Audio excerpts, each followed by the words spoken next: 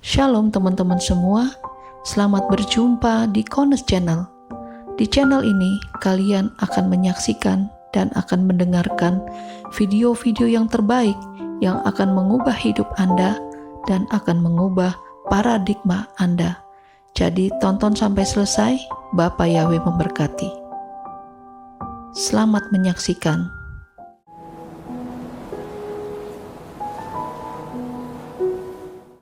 Untuk dapat memahami daftar Elohim ini, kita kembali ke akar pola Ibrani yang benar dan Yeshua HaMashiach sebagai sudut pandangnya. Karena di dalam akar pola Ibrani yang benar akan ada kekayaan yang luar biasa, di luarnya kacau balau dan miskin sekali. Wajib diingat bahwa di tangan saudara saya ada Tanakh dan Brit Kadasa, Perjanjian Lama dan Perjanjian Baru, di mana ada banyak ayat yang mencatat sejak masa penciptaan Syamayim sampai Yerusalem yang baru. Tinggal saudara minta pimpinan Roh Yahweh Elohim untuk menempatkan ayat-ayat itu di dalam posisi yang benar, sehingga kita akan melihat the grand plan daftar Elohim. Jadi seperti permainan puzzle begitu ya.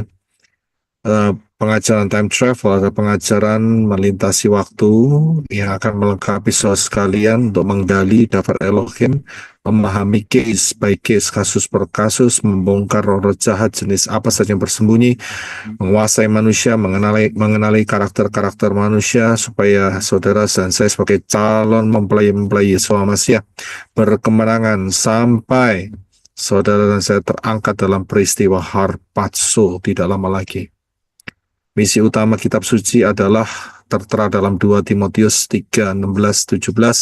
Semua firman yang diilhamkan Elohim itu berguna untuk mengajar, memberi teguran, dan memperbaiki kesalahan, dan mendidik dalam kebenaran supaya manusia Elohim, yaitu saudara saya sebagai para calon mempelai Yeshua HaMashiach, menjadi sempurna, diperlengkapi untuk melakukan setiap perbuatan baik. Jadi setelah masuk dalam rencana keselamatan dan itu terus meningkat, diperbaharui, ditingkatkan terus dari kemuliaan menuju kemuliaan. Haleluya. Ada 7 fase daftar Elohim yang saya buat sendiri untuk memudahkan saudara dapat memahami di mana saudara sedang belajar daftar Elohim. Ya, kita ada di fase yang 3, yaitu lahirnya Israel. Di dalam fase yang 3 ini ada sub-fase lagi, yaitu kita berada di bagian 2 dari kiri, yaitu mengenai journey, perjalanan dari Misraim menuju ke tanah Kanaan. Ya, kita ada di sana sekarang. Baik, puji Bapak ya, kita akan masuk di dalam pembahasan mengenai belenggu yang kita ambil dari Shemot, pasal yang ke-5 dan 6. Ya, Shemot, nama-nama atau keluaran, pasal 5 dan 6, kita akan membaca ayat-ayatnya terlebih dahulu. Silakan Brother Enoch, terima kasih. Keluaran 5 ayat 1. Sesudah itu, Moshe dan Harun pergi ke dalam dan menghadap Firaun, lalu berkata kepadanya, "Beginilah Yahweh Elohim Israel berfirman, biarlah umatku pergi. Mereka akan mengadakan perayaan bagiku di padang gurun." 2. Firaun berkata, "Siapakah Yahweh itu sehingga aku harus mendengarkan suaranya untuk membiarkan orang Israel pergi? Aku tidak mengenal Yahweh, dan aku juga tidak akan membiarkan orang Israel pergi." 3. Berkatalah mereka, "Elohim orang Ibrani telah menemui kami. Biarlah sekarang kami pergi untuk suatu perjalanan selama 3 hari lamanya ke padang gurun. Dan biarlah kami berkurban bagi Yahweh Elohim kami, agar dia tidak menjatuhkan penyakit sampar atau pedang kepada kami." 4.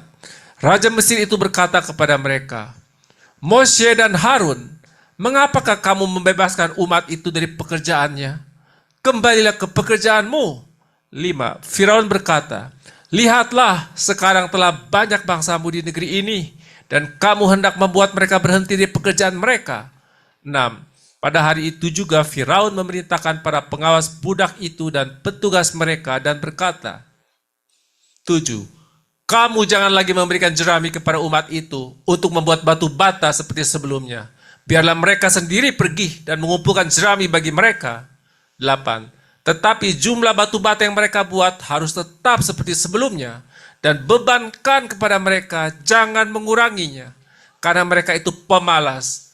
Itulah sebabnya mereka menangis sambil berkata, biarlah kami pergi, biarlah kami berkurban kepada Elohim kami.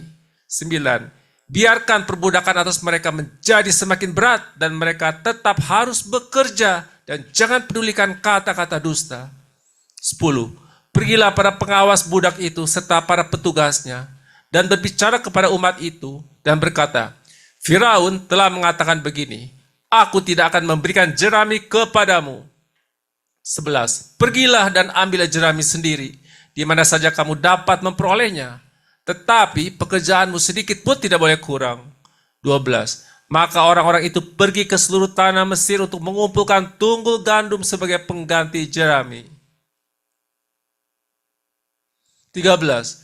Para pengawas budak itu mendesak mereka dan berkata, selesaikanlah pekerjaanmu, tugas untuk satu hari selesaikanlah pada hari itu juga, seperti ketika ada jerami.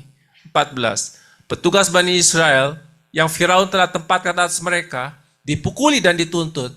Mengapa kalian tidak dapat menuntaskan tugas yang telah ditentukan untuk membuat batu bata, baik kemarin dan hari ini, seperti yang telah engkau lakukan sebelumnya?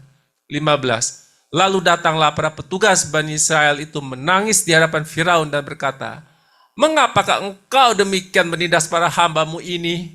16. Tidak ada jerami yang diberikan kepada para hambamu, tetapi kami diperintahkan buatlah batu bata, dan hamba-hambamu inilah yang dipukuli, padahal kesalahan ada pada rakyatmu. 17. Tetapi berkatalah dia, kamu pemalas, karena itulah kalian berkata, marilah kita pergi dan mempersembahkan kurban kepada Yahweh. 18. Sebab itu, pergilah sekarang dan bekerjalah, karena tidak akan ada lagi jerami diberikan kepadamu. Tetapi kamu harus menyerahkan batu bata dengan jumlah yang sama seperti yang telah ditetapkan. 19. Maka mengertilah para petugas Bani Israel bahwa mereka ada dalam keadaan buruk. Setelah dikatakan, kamu tidak boleh mengurangi jumlah batu bata pada tiap-tiap hari. 20. Mereka bertemu Moshe dan Harun yang berdiri di jalan setelah mereka meninggalkan Firaun. 21 dan berkata, kiranya Yahweh melihat dan menghukummu, karena kamu telah membusukkan nama kami di mata Firaun dan para hambanya, seperti memberi pedang ke tangan mereka untuk membunuh kami. 25. Lalu kembalilah Moshe kepada Yahweh dan berkata, Tuhan, mengapa engkau bertindak jahat terhadap umat ini? Mengapa engkau mengutus aku? 23. Sejak aku datang untuk menghadap Firaun, untuk berbicara atas namamu, ia telah melakukan perbuatan jahat terhadap umat ini. Engkau tidak sungguh-sungguh melepaskan umatmu. Keluaran 6 ayat 1. Yahweh berfirman kepada Moshe, sekarang engkau akan melihat apa yang akan kulakukan terhadap Firaun. Karena oleh tangan yang kuatlah ia akan membiarkan mereka pergi, dan oleh tangan yang kuatlah ia akan mengusir mereka dari negerinya. 2. Berfirmanlah Elohim kepada Moshe, akulah Yahweh. 3. Aku telah menampakkan diri kepada Abraham, Ishak, dan Yakov sebagai El Shaddai, Elohim yang Maha Kuasa, dan namaku Yahweh. Tidakkah aku telah dikenal mereka? 4. Aku pun sudah meneguhkan perjanjianku dengan mereka untuk memberi ke mereka tanah Kanaan, tanah pengembaraan, di mana mereka dahulu adalah orang asing. 5. Aku telah mendengarkan keluh kesah Bani Israel yang diperbudak oleh orang Mesir, dan aku mengingat perjanjianku. 6. Oleh karena itu katakanlah kepada Bani Israel, akulah Yahweh, aku akan membawamu keluar dari kerja paksa orang Mesir, dan akan membebaskan kamu dari perbudakan mereka. Aku akan menebusmu dengan tangan yang teracung, dan dengan penghakiman yang hebat. 7. Aku akan membawa kamu menjadi umatku sendiri. Aku akan menjadi Elohim bagimu, dan kamu harus mengetahui bahwa akulah Yahweh Elohimmu, yang membawa kamu keluar dari perbudakan orang Mesir. 8. Aku akan membawamu ke negeri di mana aku telah bersumpah untuk memberikan kepada Abraham, Ishak, dan Yakov, dan aku akan memberikannya kepadamu sebagai milik pusaka. Akulah Yahweh. 9. Maka Moshe berbicara kepada Bani Israel, Tetapi mereka tidak mendengarkan Moshe karena mereka putus asa dan karena perbudakan yang kejam itu. 10. Berfirmanlah Yahweh kepada Moshe. 11. Pergilah dan katakanlah kepada Firaun, Raja Mesir, bahwa ia harus menyuruh Bani Israel keluar dari negerinya. 12. Berbicaralah Moshe di hadapan Yahweh. Lihatlah, Bani Israel tidak mendengarkan aku. Bagaimana mungkin Firaun mau mendengarkan aku? Apalagi aku seorang yang tidak fasih lidah. 13. Lalu Yahweh berfirman kepada Moshe dan Harun dan mengutus mereka kepada Bani Israel dan kepada Firaun Raja Mesir untuk membawa Bani Israel keluar dari tanah Mesir. 14. Inilah para kepala leluhur mereka. Anak-anak Ruben, anak-anak sulung Israel, Henok, Palu, Hezron, dan Karmi. Inilah kaum-kaum Ruben. 15. Anak-anak Simeon, Yemuel, dan Yamin, dan Ohad, dan Yahin, Zohar, dan Saul, anak seorang wanita Kanaan. Inilah kaum-kaum Simeon. 16. Inilah nama anak-anak Lewi menurut generasi mereka. Gershon, Kehat, dan Merari, dan tahun-tahun kehidupan Lewi ada 137 tahun. 17. Anak-anak Gershon, Libni, dan Simei menurut kaum-kaum mereka. 18. Anak-anak Kehat, Amram, dan Ziyisar, dan Hebron, dan Uziel, dan tahun-tahun kehidupan Kehat ada 133 tahun. 19. Anak-anak Merari, Mahli, dan Musi, inilah kaum-kaum Lewi menurut generasi-generasi mereka. 20. Amram mengambil Yochebed, adik ayahnya, menjadi istrinya. Ia melahirkan Harun dan Moshe baginya. Dan umur Amram ada 137 tahun. 21. Anak-anak Yishyar, Korah, dan Nepheg, dan Zikri. 22. Anak-anak Uziel, Misael, Elsafan, dan Sitri. 23. Dan Harun mengambil Elisheba, anak perempuan Aminadab, saudara perempuan Nahazon, sebagai istrinya.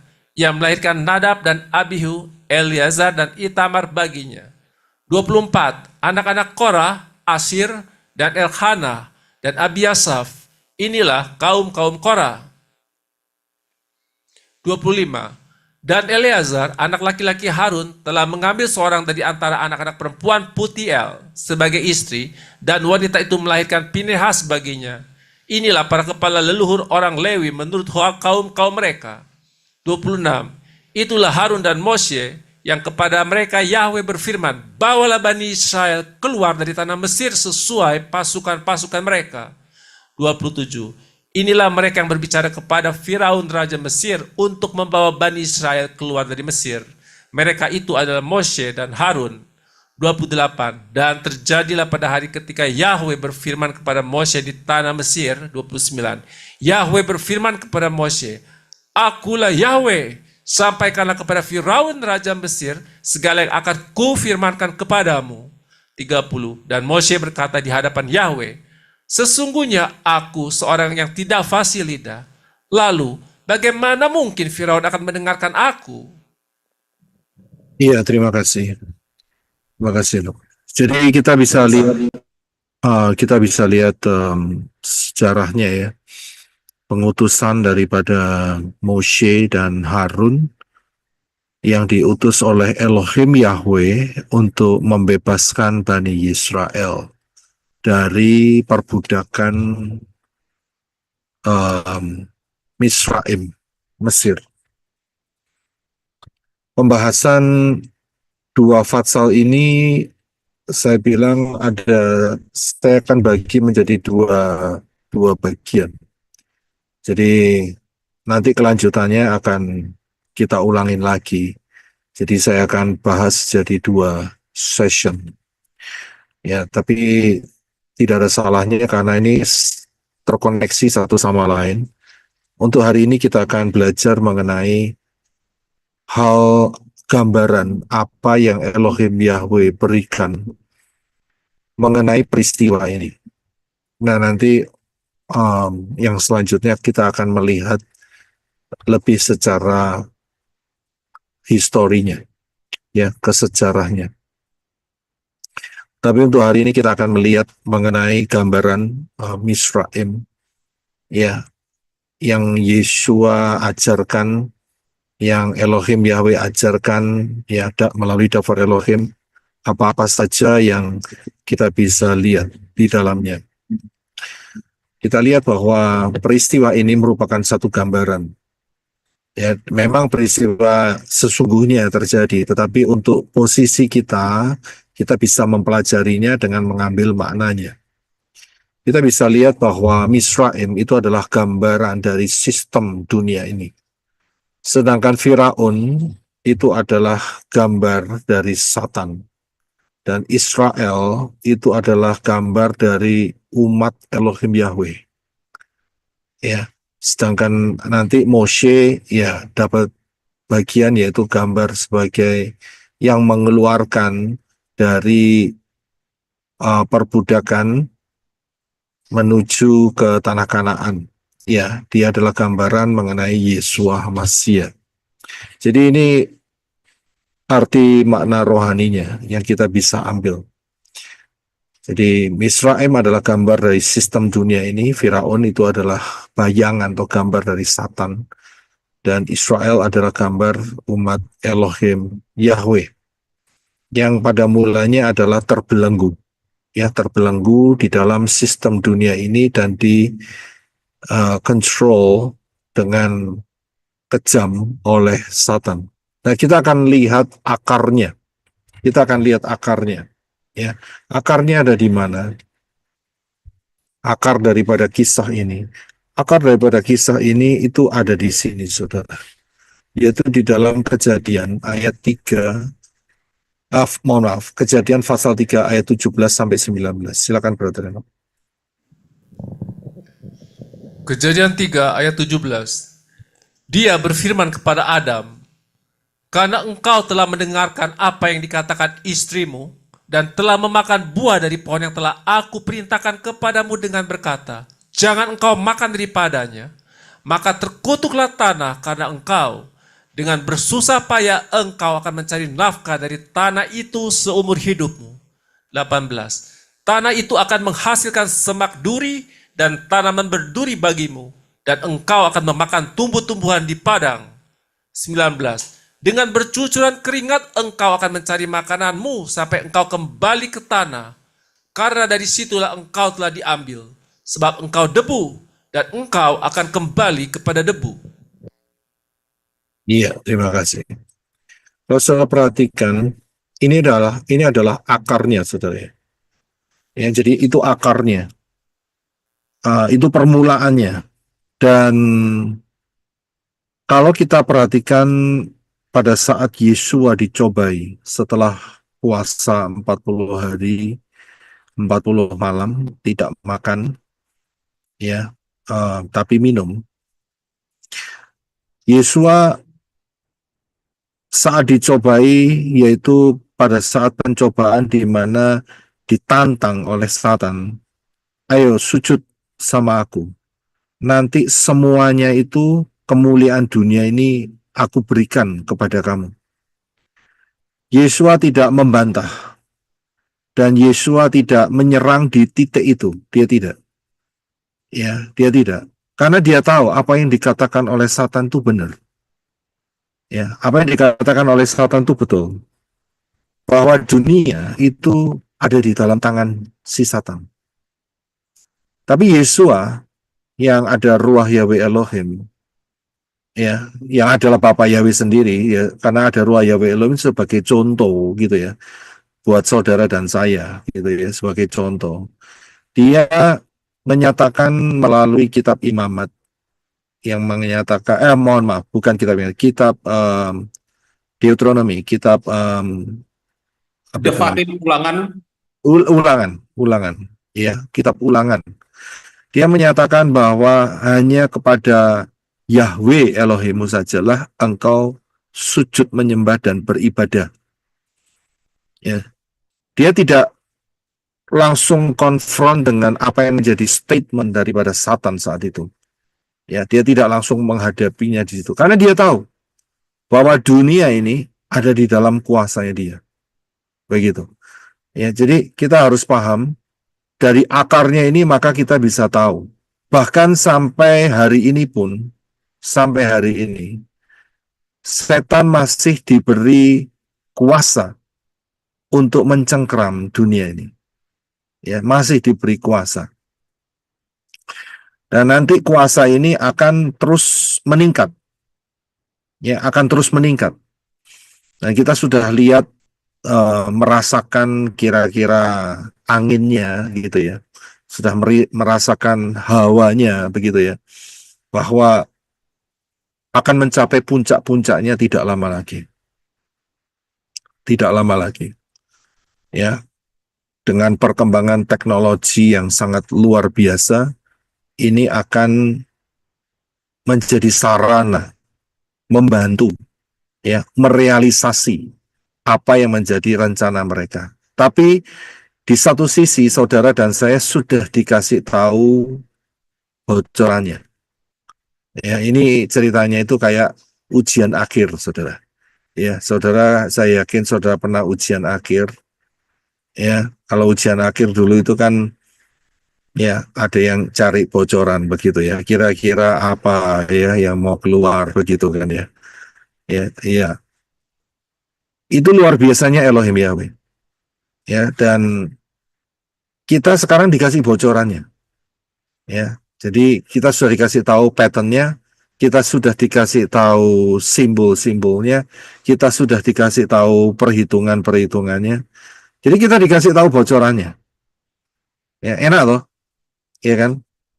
Jadi dengan demikian itu diharapkan saudara dan saya itu lulus. Ya kan? Lulusnya kan gampang loh. Enak banget saudara. Saudara dan saya tidak dibuat buta, ya nggak tahu jawabannya apa ini. Tidak, tapi dikasih bocorannya. Ya, sudah dikasih tahu jalan keluarnya. Ya, itu luar biasanya Elohim Yahweh itu di situ. Ini loh sudah jawabannya ini. Mau tinggal ngerepek saja sudah selesai. Ya kan, lulus langsung. Enak sekali kan? Ya, nggak usah susah-susah, saudara. Ya, nggak usah susah-susah. Jadi kita sudah tahu kira-kira bakal apa yang terjadi di beberapa tahun ke depan yang sudah tidak lama lagi ini. Jika semuanya pas, tapi kelihatannya sih pas, saudara. Ya kelihatannya sih pas. Ya, karena memang ada rumor, ya, yang menyatakan bahwa ada salah satu kaisar Roma yang mencoba untuk menghentikan waktu yang lamanya kurang lebih sekitar 300 tahun. Ada satu kaisar Roma. Saya pernah baca artikel itu. Tapi tidak tahu kalau saudara dapat bisa share sama saya. Saya lupa itu. Ya, saya pernah sempat baca itu. Dia ini menghentikan dengan maksud katanya dia tidak kepingin jadi tua. Jadi semuanya itu dibuat stop. Ya, begitu dibuat stop kan istilahnya walaupun tetap bergulir jalan, tapi kan waktunya nggak berjalan. Dan itu katanya memakan waktu hampir 300 tahun, saudara. Ya, hampir 300 tahun. Nah, benar atau tidak, di satu sisi kita bisa melihat keberadaan daripada Israel yang sudah muncul sejak 1948. Nah, itu dia, saudara. Ya kan, jadi dengan adanya Israel yang muncul 1948 itu sangat besar kemungkinan menghancurkan perkiraan yang tadi itu, yang dibuat oleh kaisar itu. Yang dari posisi kita ada rumor seperti itu. Karena Israel sudah bangkit kembali itu 1948 dan profesinya kalau sudah melihat Israel muncul, maka generasi itu akan melihat semuanya. Akan melihat. Ya, akan mengalami melihat begitu. Ya, 1948 sampai hari ini berarti sekitar berapa tahun? 77 tahun ya. Ya, 77. Ya, 77. Ya, manusia masih bisa hidup lah sampai umur 90 tahun. Berarti ya kelihat saudara, ngalami. Ya, jadi kita harus tahu akarnya. Ya, dengan akar ini kita bisa melihat, oh, posisi kita tenang, ya, karena ada perlindungan daripada Elohim Yahweh. Jadi kita harus tahu bahwa setan itu masih diberi kesempatan, ya, masih diberi kesempatan untuk menguasai dunia ini. Karena akan ada waktunya dia akan meningkat, ya, dia akan meningkat. Karena itu, saudara jangan buang energi, ya, misalnya nih, ya, mendoakan daerah-daerah yang bukan menjadi bagian saudara. Ya, nggak usah sok-sokan kuat. Saya pernah melakukan kekeliruan di situ. Iya kan? Efeknya itu nggak gampang, saudara. Resikonya itu nggak mudah. Ya, ada risiko-risiko alam spiritual yang tak terjangkau. Jadi saya hanya bisa sharing kalau misalnya, ya, kalau misalnya di ujung gang situ tempat saudara tinggal, ya, itu kok sering ada yang namanya kelompen jalan sendiri gitu. Tahu ya kelompen ya? Tahu ya? Bahagia kelompen itu ya.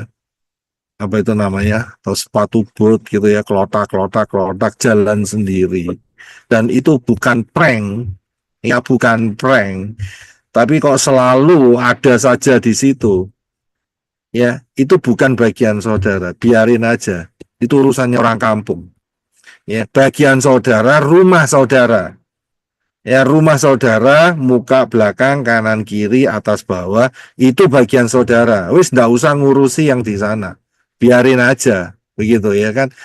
Daripada nanti kena serangan-serangan balik yang tidak mengenakkan, ya lebih baik nggak usah diurusi.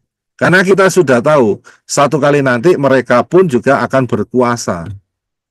Ya kan, lamanya kan cuma 3,5 tahun. Jadi nggak usah diurusi. Nah, tapi kalau di rumah saudara ada kelompen berjalan, ya, nah ini dia, ini harus diurusi, saudara.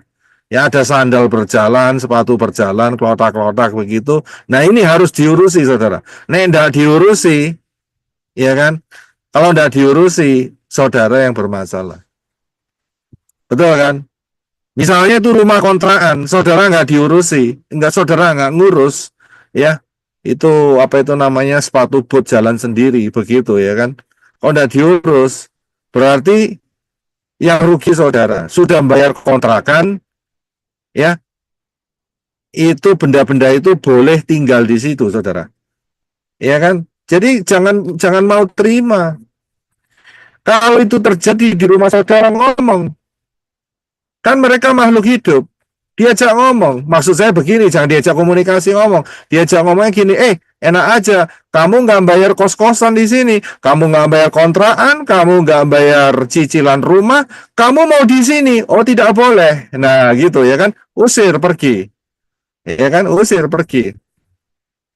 Saya yakin saudara juga tidak mau kalau mereka bilang, oh kalau gitu nanti kontrakannya saya bantu bayar gitu. Wah, itu kan mengerikan lagi saudara ceritanya. Iya kan, saudara jangan terima itu. Nanti saudara dikasih uang tiba-tiba terima di tangan jadi daun. Nah, itu bahaya saudara. Sering terjadi seperti itu ya. Jadi jangan mau terima, jangan mau negosiasi. Jangan mau negosiasi.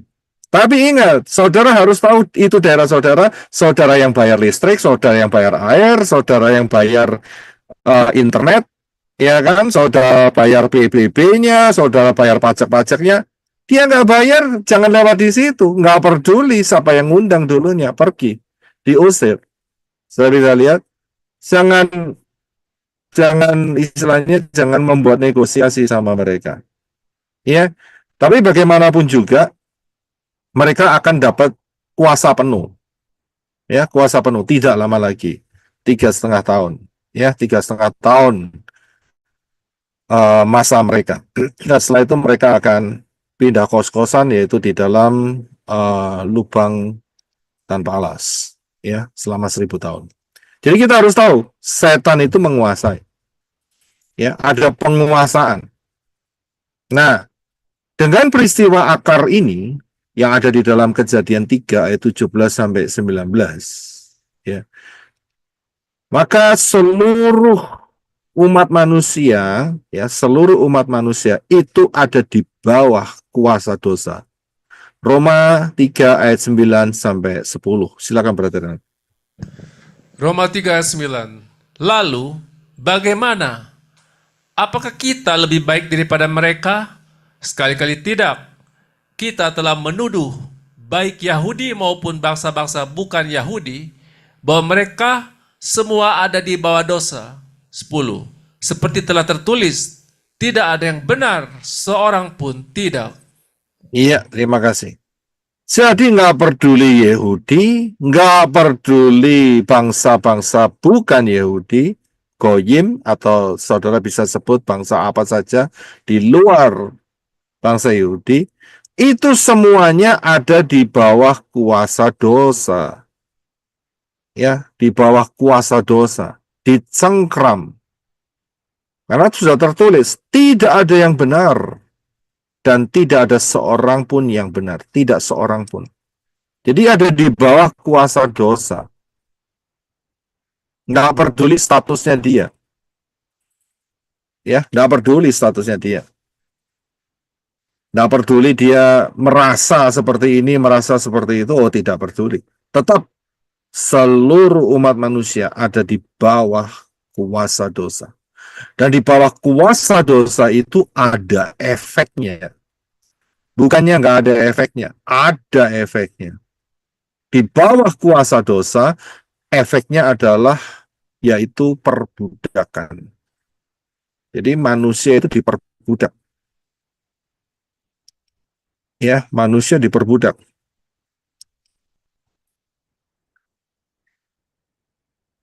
Karena ini tujuan dari Satan. Dia mau memperbudak. Ya, diperbudak.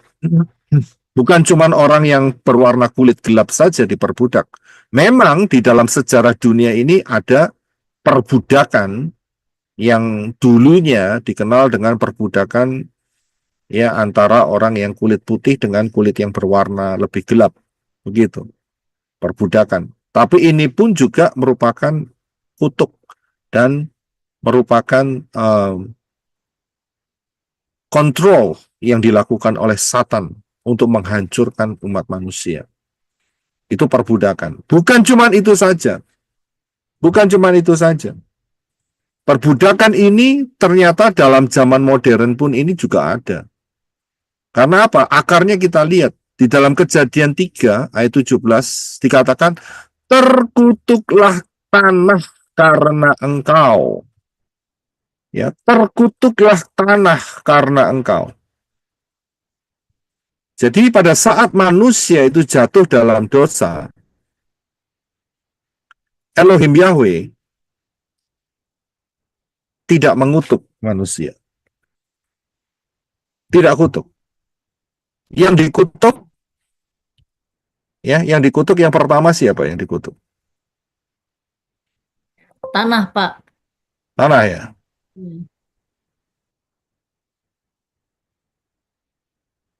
Ya, yang pertama tanah. Kemudian yang kedua yang dikutuk siapa? Nakas. Ular. Ya, Nakas. nakas. Nah, kalau sudah perhatikan di sini, apa yang Elohim Yahweh keluarkan dari mulut Elohim Yahweh dalam hal dia deal, tahu ya deal ya. Deal itu dia apa ya? Mengatasi. Berurusan. Mengatasi, ya, berurusan, ya berdeal ya, berurusan dengan peristiwa kejatuhan. Elohim Yahweh sangat hati-hati. Sangat hati-hati. Karena padahal yang melakukan itu manusia loh. Adam dan Hawa. Tapi dia tidak mau pakai kata terkutuklah engkau. Sudah bisa lihat. Ternyata kata kutuk itu mempunyai dampak yang sangat dahsyat. Padahal yang ngelakuin Adam. Yang ngelakuin Hawa. Tapi kata kutuk itu tidak ditujukan kepada Adam dan Hawa. Tidak. Ditujukan kepada tanah. memang akan ada efeknya, ya karena manusia makan dari hasil tanah. Tetapi secara direct, secara langsung, itu tidak dilakukan Elohim Yahweh. Tidak. Saya bisa lihat. Tapi untuk nakas, dia direct. Dia langsung mengatakan. Itu ayat Kejadian Bereshit pasal 3 Ayat 14, Pak. ayat 14 ya. Sama ayat 15 juga. 14.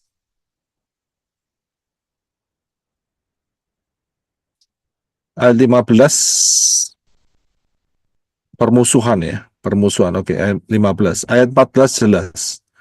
Ya, ayat 14 jelas. Lalu Yahweh Elohim berfirman kepada Nakas, ular ya, Nakas itu lebih cocok. Karena engkau berbuat demikian, maka terkutuklah engkau lebih dari segala binatang.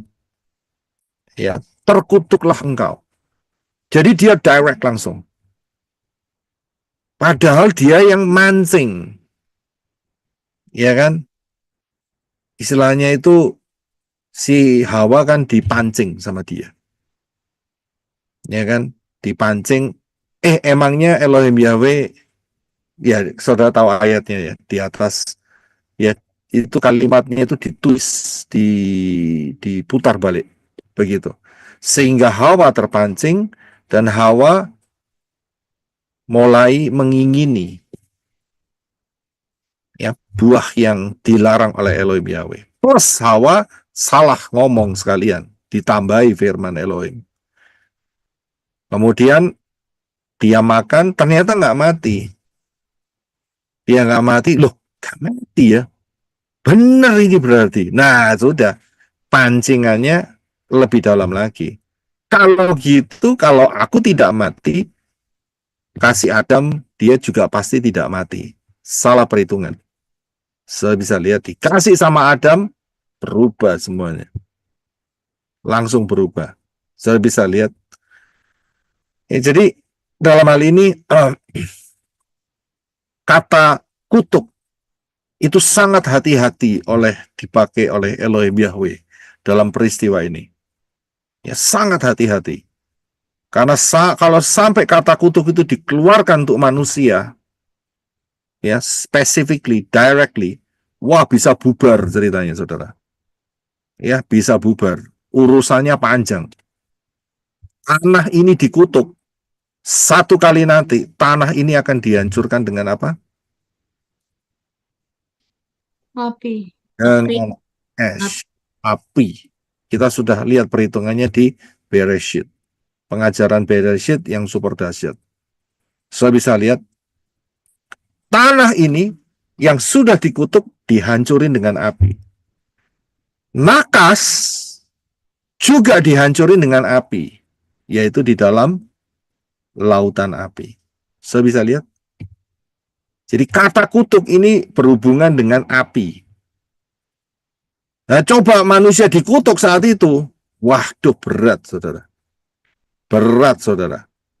Ya kan? Tidak ada lagi kesempatan untuk berbalik. Ya, jadi dalam hal ini Elohim Yahweh pakai kata kutuk itu dia hati-hati. Tapi ada efeknya, yes. Saya bilang ada efeknya. Ya, ada efeknya. Efeknya apa? Dikatakan bahwa dengan bersusah payah engkau akan mencari makan, mencari nafkah, mencari makan dari tanah itu. Saya bisa lihat dari apa yang telah dikutuk oleh Elohim Yahweh. Bersusah payah kamu. Ya, dan kemudian lebih di spesifik lagi bahwa tanah itu akan menghasilkan semak duri. Ya, tanaman berduri dan engkau akan memakan tumbuh-tumbuhan di padang. ya, makan tumbuh-tumbuhan di padang. Kemudian lebih ditekankan lagi ke manusia dengan bercucuran keringat. Engkau akan mencari makananmu sampai engkau kembali ke tanah. Saya bisa lihat bagaimana efeknya sangat luar biasa. Penurunan. Ya, penurunan jelas. Dulunya manusia sebelum itu dikasih makan tumbuh-tumbuhan yang berbiji. Kita bisa lihat, ya. Tapi gara-gara peristiwa ini, saudara makan kangkung. Nah, ya kan, makan sawi, makan kangkung, terus makan apa lagi? Saudara sebutin satu-satu. Ya, itu tumbuh-tumbuhan di padang. Ya, tapi memang ada sisi baiknya juga sedikit lah. Ya, tapi itu satu efek. Sebetulnya rencananya nggak di sana. Rencananya nggak di sana. Rencananya the best of the best, tumbuh-tumbuhan yang berbiji. Ya, jadi disitulah kejatuhannya. Belum lagi nanti setelah itu lebih turun lagi.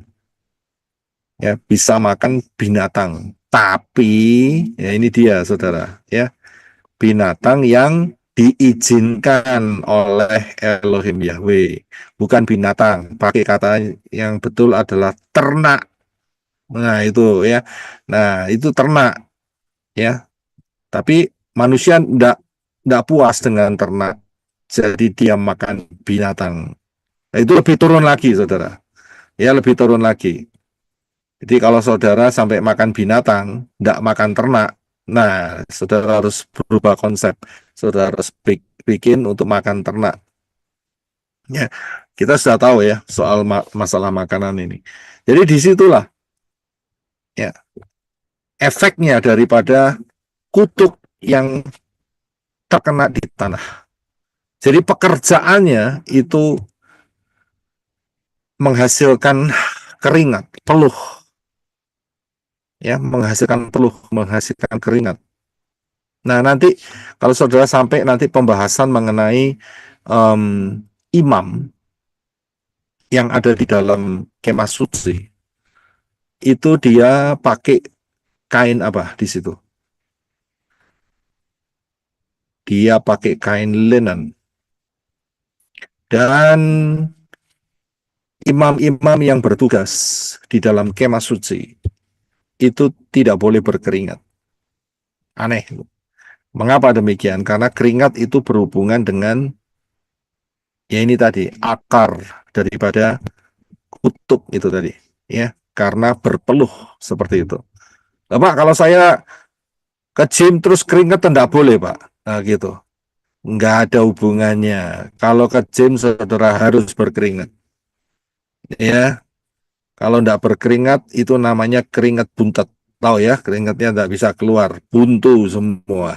Jadi pori-pori saudara nggak sehat, buntet semua. Saya nggak tahu bahasa Malaysianya, mohon dibantu. Iya, jadi saudara harus berkeringat, ya. Jadi ada sirkulasi seperti itu, saudara ya. Jadi ini adalah makna rohaninya. Arahnya adalah mengenai pekerjaan. Nah, kalau saudara lihat pekerjaan ini sebetulnya Elohim Yahweh itu sudah memberikan sistem. Ya, dan ini merupakan jalan keluar daripada Elohim Yahweh, yaitu ada di dalam Yohanes 3 ayat 16. Silakan Brother. Yohanes 3 ayat 16. Sebab Elohim sangat mengasihi dunia atau kosmos ini sehingga dia telah mengaruniakan putranya yang tunggal supaya setiap orang yang percaya kepadanya seharusnya tidak binasa melainkan beroleh hidup kekal. Ya, terima kasih. Saya bisa lihat Elohim Yahweh itu mengasihi kosmos. Kosmos itu sistem. Karena sistem dunia ini diambil oleh Satan. Diambil. Ya, istilahnya itu dihack. Ya, the hacker. Itu saya pernah bahas mengenai the hacker. Setelah coba ke pengajaran the hacker. dihack, dicuri, diambil, sadar tidak sadar itu dia ambil ya oleh si Satan ini. Kenapa kalau Elohim Yahweh ya tidak mengatakan karena begitu besar kasih Elohim Yahweh akan bumi ini, tidak. Tapi dia mengutamakan sistem dunia. Karena kalau sampai dunia ini dia bisa kuasai, maka bumi ini juga akan bisa dikuasai. Jadi sistemnya diambil dulu. Ya, sistemnya. Jadi dibukakan. Sebelumnya tidak ada jalan untuk manusia untuk kembali ke sistemnya Elohim Yahweh. Tidak ada. Karena diambil oleh Satan. Tapi dengan Yohanes 3 ayat 16, sistem itu dibuka. Ya, itu luar biasa, saudara. Itu sangat luar biasa. Ya, karena itu Yesua mengatakan di dalam Matius 5 ayat 45, ini sistem, saudara. Silakan Brother Enoch untuk baca. Matius 5 ayat 45. Sebab dia menerbitkan mataharinya bagi orang yang jahat dan orang yang baik, dan dia menurunkan hujan bagi orang yang benar dan orang yang tidak benar. Iya, terima kasih. Jadi dunia ini ada sistemnya. Ini sistem fondasi yang dasar yang Elohim Yahweh berikan. Akan ada musim. Ya. Selama bumi ini ada, akan ada musim menabur, menuai, musim semi, musim gugur dan sebagainya. Itu ada di dalam Kejadian 8. Ya, setelah Noah keluar dari Bahtera, ada sistem yang terus berjalan. Nah, di dalam Matius 5:45, Yesua mengatakan bahwa Elohim Yahweh itu menerbitkan matahari bukan cuma untuk orang yang baik saja. Jadi untuk orang yang baik saja mataharinya ada di kepalanya begitu. Ya kan? Untuk orang yang jahat bukan matahari begitu ya. Ya, bukan orang jahat itu yang ditaruh adalah mata-mata seperti itu. Ya tidak seperti itu, saudara. Ya, jadi Elohim Yahweh memberikan matahari itu untuk yang baik dan yang jahat. Kemudian Elohim Yahweh juga memberikan hujan buat yang baik, buat yang jahat. Jadi itu sistem. Ya, itu sistem yang Elohim Yahweh berikan untuk dunia ini bisa melihat kemuliaannya. Ya, nah, tapi masalahnya buat orang-orang goyim, mereka hanya bisa melihat sebatas sistem secara umum saja. Ya, dengan menggunakan sistem yang umum ini saja, ternyata orang-orang dunia itu bisa sukses juga, saudara. Bisa sukses. Bukannya tidak sukses, sukses, saudara. Ya, jadi mereka menemukan kunci-kuncinya. Mereka bisa sukses. Tapi ingat, saudara, kesuksesan dunia ini apakah berlanjut sampai kekekalan atau tidak? Itu problemnya di sana. Ternyata tidak. Ternyata itu hanya sebagai sistem dasar supaya manusia bisa hidup dan sebetulnya mereka bisa, kalau mereka mau, mereka bisa kembali ke Elohim Yahweh. Tapi orang goyim rata-rata memilih untuk tetap memperkaya dirinya sampai masuk lautan api. Ya, sampai lautan api. Ini sistemnya. Nah, sedangkan bagaimana dengan orang Yahudi? Orang Yahudi punya kelebihan. Ya, di atas sistem yang biasa, fondasi yang dasar, ternyata dia punya Torah. Nah, ini dia, saudara. Ya, selain daripada sistem Matius 5:45, Elohim Yahweh menerbitkan matahari bagi orang jahat dan orang baik, dan juga hujan ya bagi orang yang benar dan orang yang tidak benar. Di atas itu ternyata untuk orang Yahudi diperlengkapi sesuatu yang lebih eksklusif, yang lebih luar biasa, yaitu Torah. Ya, itu Torah. Nah, dengan ini mereka lebih sukses, saudara. lebih luar biasa. Saya bisa lihat cemerlangnya itu luar biasa. Ya, kalah yang lain. Ya, kalah, terus terang kalah. Yang mendapat Nobel itu rata-rata orang Yahudi. Ya, dan betul-betul cerdas. Sangat luar biasa. Hampir semua penemuan itu ada di tangannya dia. Ya, ada juga yang lain, cuman ya sedikit, enggak banyak, saudara. Saudara bisa lihat, ya orang Yahudi memang kita harus akui, ya luar biasa, ya sangat luar biasa. Karena apa? Karena dia bisa mengkombinasikan antara sistem dunia ditambah Torah, saudara. Ditambah Torah. Dan itu hasilnya meledak luar biasa.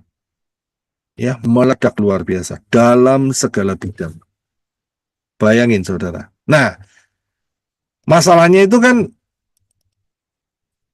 bagaimana dengan sesudah kehidupan di dunia ini?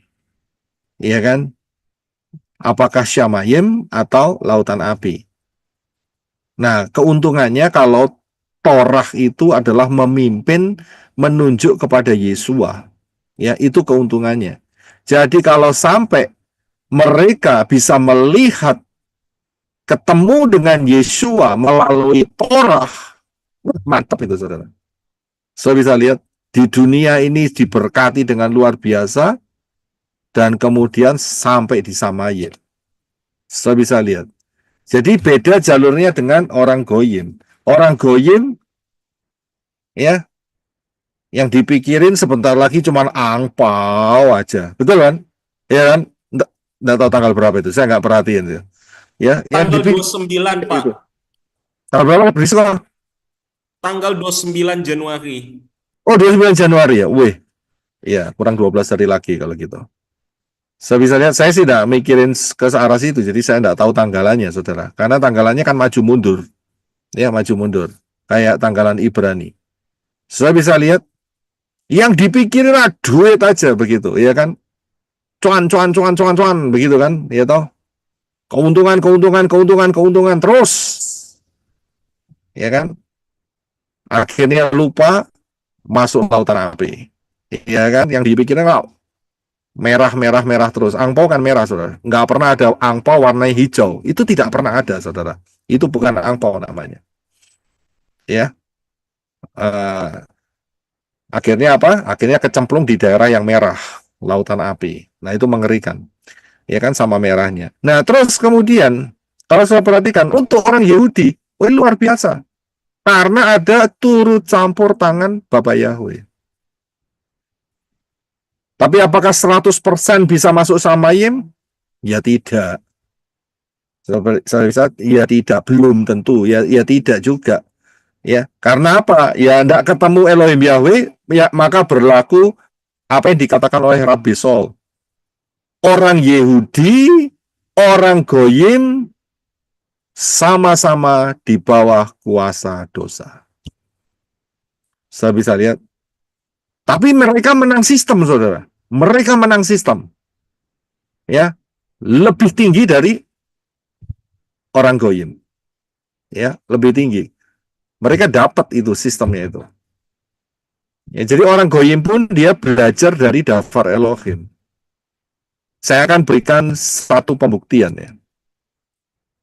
Dan ini cukup menarik. Ya, ini cukup menarik. Saudara perhatikan gambar ini. Ya, ini. White Memorial Medical Plaza. Ya, saya ingat ya, White Memorial Medical Plaza. Menurut saudara, grup apa di balik perusahaan ini?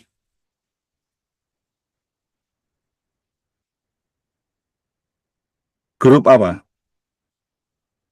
Saya bingung.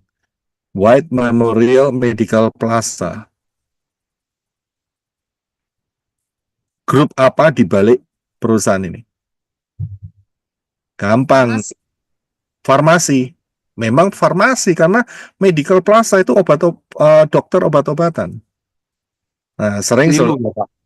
Ilu bukan Ilu ini. Ya, bukan Ilu. Nggak ada urusannya dengan Ilu atau ngeluh, tidak ada. Nggak ada. Ya, ini benar, ini bukan perusahaan yang ecek-ecek, saudara.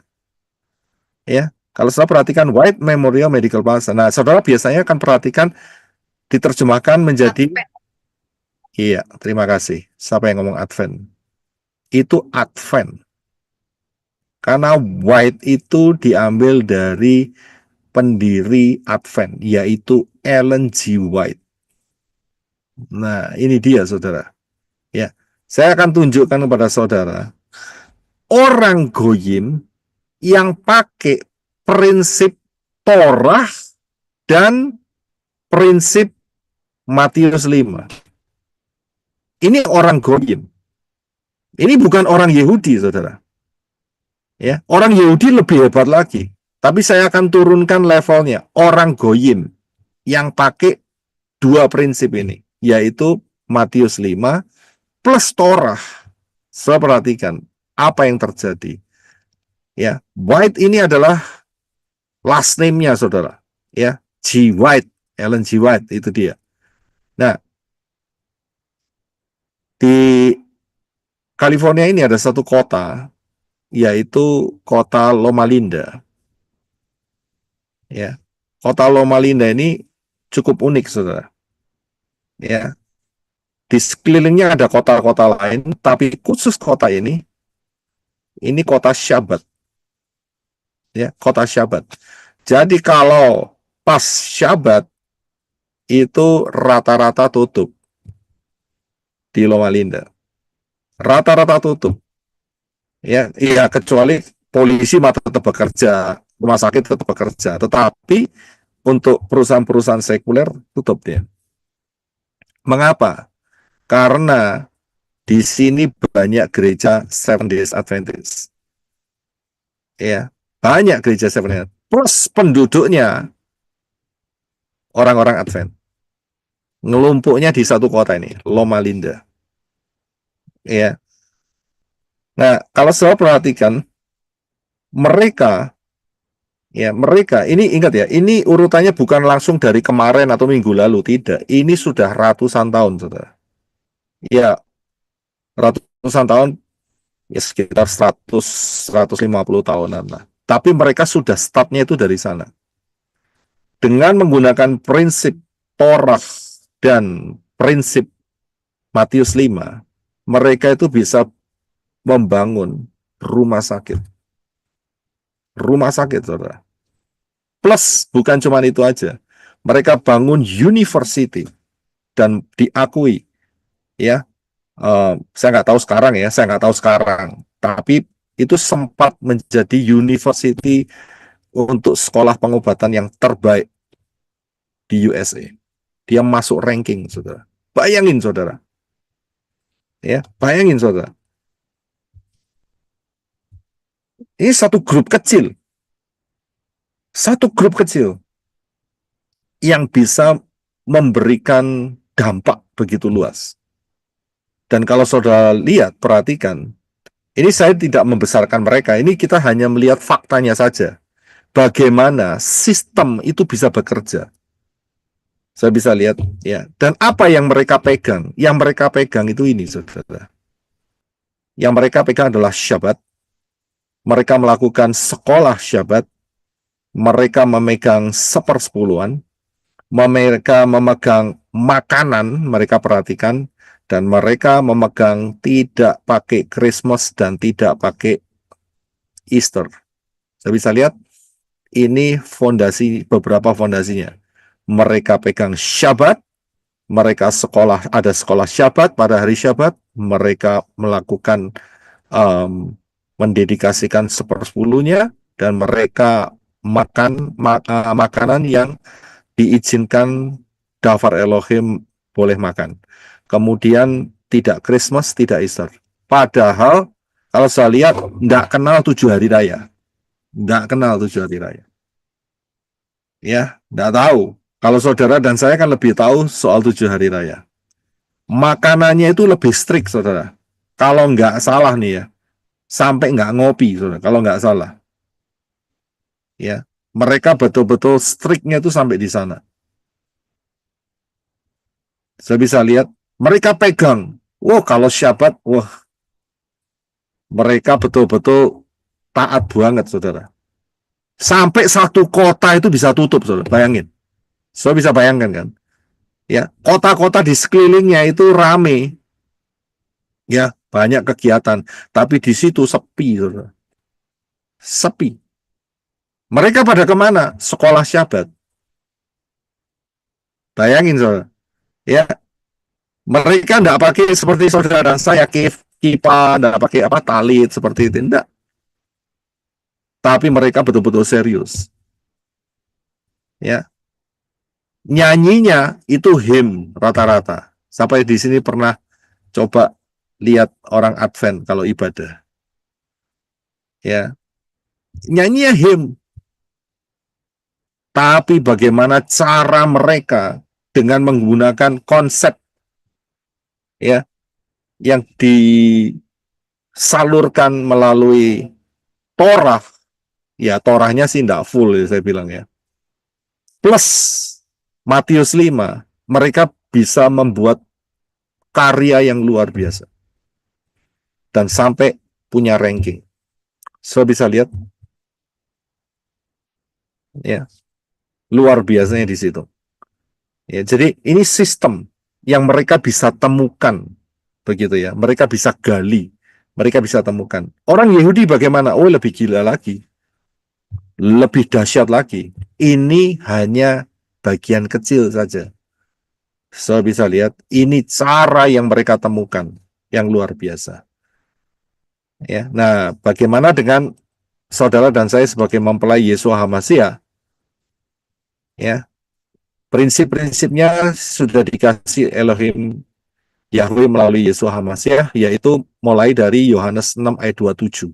Silakan Brother Renat. Yohanes 6 ayat 27. Bekerjalah bukan untuk makanan yang dapat binasa, tetapi untuk makanan yang bertahan sampai hidup kekal.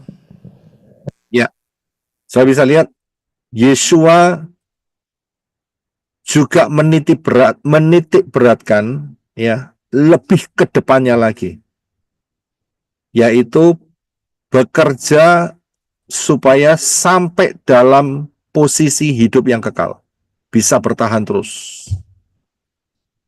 Alignment dia, ya, dengan rencananya. Tapi untuk masalah Yahudi, dia ada kalau saya bilang dark side ya, sisi gelap. Sisi gelapnya yaitu mereka tidak mau percaya atau beriman kepada Yeshua. Saya bisa lihat itu saja mereka luar biasa. Tapi Yeshua berbicara kepada murid-muridnya yang akan diteruskan sampai saudara dan saya untuk mempertimbangkan bagaimana bekerja bukan sampai masa manusia dapat binasa, makanan yang dapat binasa. Jadi manusia sampai di liang kubur saja, tidak. Tetapi bisa sampai di hidup yang kekal. Ya. Kemudian, prinsip yang berikutnya adalah Matius 6 ayat 33. Silakan Brother. Matius 6 ayat 33. Tetapi carilah terlebih dahulu kerajaan Elohim dan kebenarannya, maka semuanya itu akan ditambahkan kepadamu. Ya, Yesus mengajarkan supaya mencari kebenaran kerajaan Elohim. Nah, kebenaran kerajaan Elohim itu ada di mana? Ya, ada di Torah. Karena Yesus mengajar Torah. Saya bisa lihat, Yesus tidak keluar konsep. Tapi dia kembali ke pengajaran yang ada di Torah. Cari di sana, ya. Ini mempersiapkan orang-orang Goyim yang belum mempunyai pemahaman akan Torah, diajak untuk cari terlebih dahulu. Nah, setelah itu nanti dilakukan dan akan ditambahkan. Begitu. Saya bisa lihat. Ya, jadi cara Elohim Yahweh melalui Yeshua HaMashiach juga melakukan sistemnya Yehudi. Mengkombinasi antara Matius 5 dan juga Torah dijadiin satu. Saya bisa lihat. Tapi keuntungannya apa? Keuntungannya ada jaminan kekal untuk masuk Syamayim. Sudah bisa lihat. Itu bedanya dengan Yehudi. Kalau Yehudi masih setengah-setengah. Diharapkan dengan Torahnya itu dia ketemu Yesua. Begitu. Kalau tidak ketemu, keras hati, ia menolak Yesua, ya sama aja masuk di dalam apa yang dikatakan oleh Rasul Paul. Bahwa tidak ada yang benar di hadapan Elohim. Tidak ada satupun manusia yang benar. Semuanya ada di bawah kuasa dosa. Entah itu Yehudi, entah itu Goyim. Sudah bisa lihat ya. Nah, kemudian yang berikutnya adalah Matius 16 ayat 26. Silakan Brother Reno. Matius 16 ayat 26. Sebab, apakah untungnya bagi seseorang jika ia beroleh seisi dunia tetapi kehilangan nyawanya? Apakah yang seseorang dapat berikan sebagai pengganti nyawanya? Ya, terima kasih. Saya bisa lihat lagi-lagi Yesus menekankan apa? Ya, lagi-lagi Yesus menekankan apa? Saya yakin Yesus melihat bahwa pengikut-pengikut Yesua itu nantinya juga mengalami struggle. Ya, mengalami tidak seperti yang diharapkan di dalam pemikiran orang Yahudi. Mereka betul-betul menguasai dunia ini. Seperti itu. Karena itu Yesua mengarahkan lebih baik kamu lakukan semaksimal mungkin yang ada di dunia ini, tapi ingat, jangan sampai kehilangan masa depan. Saya bisa lihat, jangan sampai terperangkap dengan apa yang ada selama di bumi ini dan akhirnya nggak bisa goal, begitu. Ya, buat apa kalau kamu punya seisi dunia, tapi jiwamu binasa? Ya, jadi Yesua memberikan balance di sana supaya tidak sight atau lihat ya penglihatannya itu nggak melenceng. Ya, nggak melenceng. Kamu harus sampai goalnya ada di sana. Buat apa kalau kamu punya seluruh dunia ini tapi jiwamu binasa? Ya, jadi cara Yesua itu menggiring seseorang untuk fokus kepada masa depan. Tapi bukannya tidak penting yang sekarang, ya penting harus dilakukan. Sudah bisa lihat, tetapi titik beratnya adalah tentang yang kekal.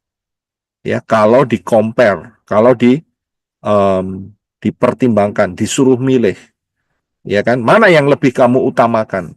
Menghabiskan waktu untuk hal-hal yang fana sampai dikubur, atau kamu pakai itu untuk supaya kamu bisa sampai di kekal dengan luar biasa. Ya, itu yang Yesua ajarkan. Nah, begitu pula Yesua mengatakan di dalam Lukas 12 ayat 15 sampai 21. Ya, kita akan baca dari perkataan Yesua ini. Silakan Brother Reno. Lukas 12 ayat 15. Dia berkata lagi kepada mereka, waspadalah dan berjaga-jagalah terhadap ketamakan, sebab hidup seseorang tidak tergantung pada berlimpahnya kekayaan yang menjadi miliknya. 16. Lalu dia mengatakan sebuah perumpamaan kepada mereka, katanya, ada seorang kaya yang hasil ladangnya berlimpah-limpah. 17. Dia berpikir dalam hatinya, apa yang harus aku lakukan? Karena aku tidak mempunyai tempat untuk menyimpan hasil panenku. 18. Lalu ia berkata, inilah yang akan aku lakukan. Aku akan merombak lumbung-lumbungku dan membangun yang lebih besar. Lalu aku akan menyimpan semua hasil panenku dan barang-barang milikku yang baik di sana. 19. Setelah itu aku akan berkata kepada jiwaku, hai jiwaku, engkau memiliki banyak barang yang baik yang tertimbun untuk bertahun-tahun. Beristirahatlah, makanlah, minumlah, dan bersenang-senanglah. 20. Namun Elohim berkata kepadanya, hai orang bodoh, pada malam ini juga jiwamu akan diambil daripadamu, dan akan menjadi milik siapakah semua yang telah engkau kumpulkan itu? 29. Demikianlah jadinya orang yang mengumpulkan harta bagi dirinya sendiri, tetapi tidak kaya di hadapan Elohim. Iya, terima kasih. Ya, jadi saya bisa melihat bagaimana Yesua menggiring untuk lebih menitik beratkan akan kekekalan. Ya, jadi lebih menitik beratkan. Bukan berarti yang ada di bumi ini diabaikan. Tidak. Yesua tidak mengabaikannya. Tetapi kalau disuruh milih, prioritas itu harus dilakukan, yaitu keselamatan jiwa roh saudara dan saya. Saya bisa lihat dibandingkan dengan dunia ini.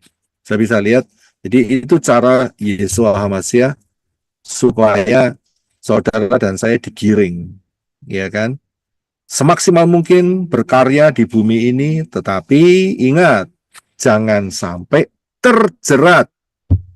Karena dunia ini fantastik banget, saudara, luar biasa. Ya, menjerat sekali. Ya, dosa itu dikatakan punya kenikmatan untuk sesaat. Bukannya nggak ada nikmatnya, enggak. Ya, tidak dikatakan, oh dosa itu tidak nikmat sama sekali. Oh tidak demikian.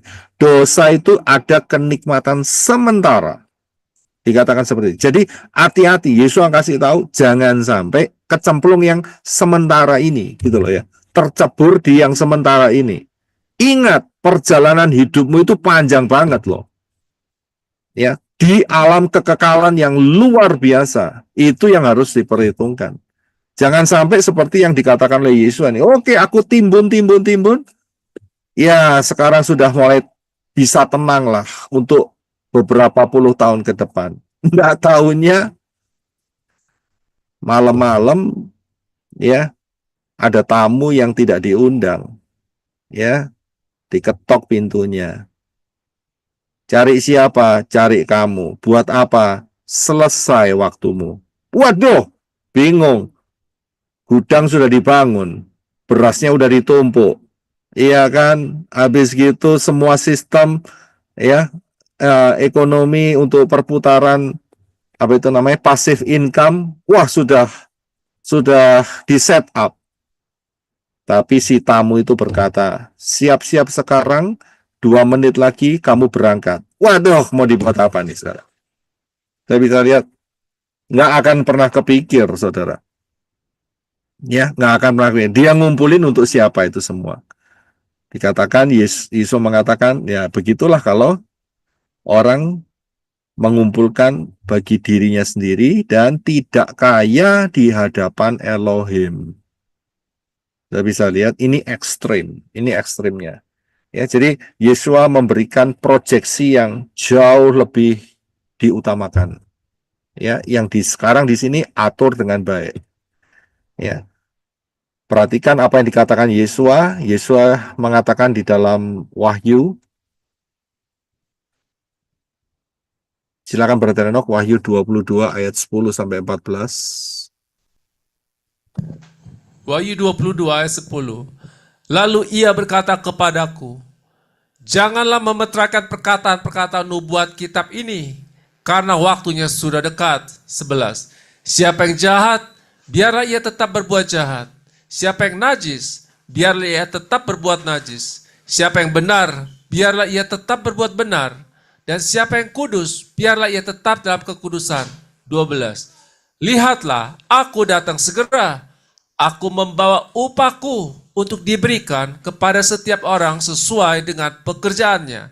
13. Akulah Alfa dan Omega, yang awal dan yang akhir, yang permulaan dan yang penghabisan. 14. Berbahagialah mereka yang melakukan perintah-perintahnya. Mereka akan memiliki kuasa atas pohon kehidupan, dan mereka boleh masuk melalui pintu-pintu gerbang ke dalam kota itu. Iya, terima kasih.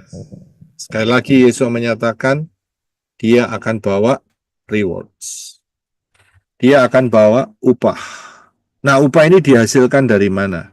dari kesempatan yang Elohim Yahweh berikan selama saudara dan saya ada di bumi.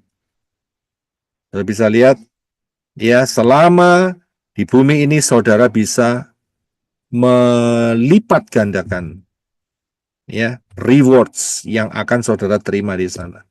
Tapi nanti kalau mikirnya, oh nanti saja saya terima di sana, saya tabur di sana, ya saya berusaha di sana, jawabannya tidak akan pernah terjadi. Tidak akan pernah terjadi.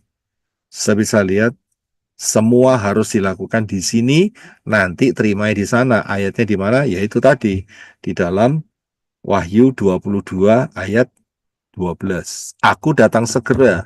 Nah, kalau sudah datang, apa yang terjadi? Aku bawa upah. Ya, selesai ceritanya.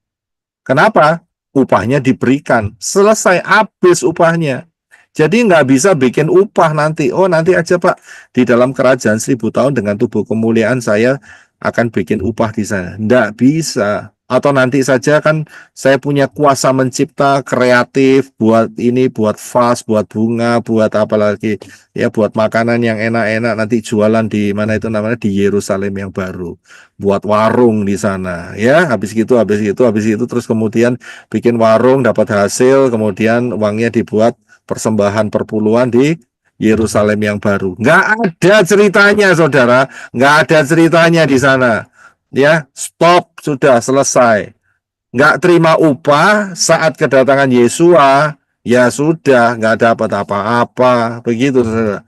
Jadi kita harus paham, ya, waktunya kita harus tahu sendiri bagaimana caranya untuk menghasilkan, ya, rewards buat saudara sampai di masa yang kekal. Ya di sini saudara, ya di bumi ini. Pengorbanan itu di sini saudara, bukan di sana nanti. Ya, saya harus kasih tahu bedanya apa. Nanti mungkin saudara bisa ya melakukan banyak hal di Yerusalem yang baru.